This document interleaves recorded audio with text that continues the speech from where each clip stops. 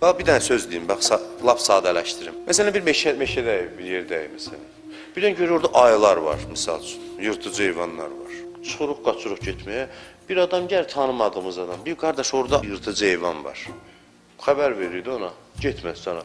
Deyir, yox, mən gedirəm. Deyirəm, sən Allah getmə. Deyir, gedirəm. Və da özüm bil. Ben neyim de öldürmeyeceğim özümü. Başa salıram ki ayı var orada, şir var. İndi şir dəbdədir. Şir var orada.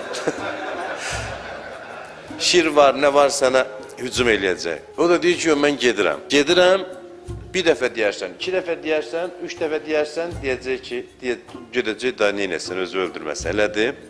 İndi bu sənin uşağın olsa, öz övladın olsa. Necə deyirsən ona, hansı tonda? Deyirsən, çəkil, keç bir yana. Çəkil bu tərəfə, orada vəhşi heyvan, başla əmr eləməyə.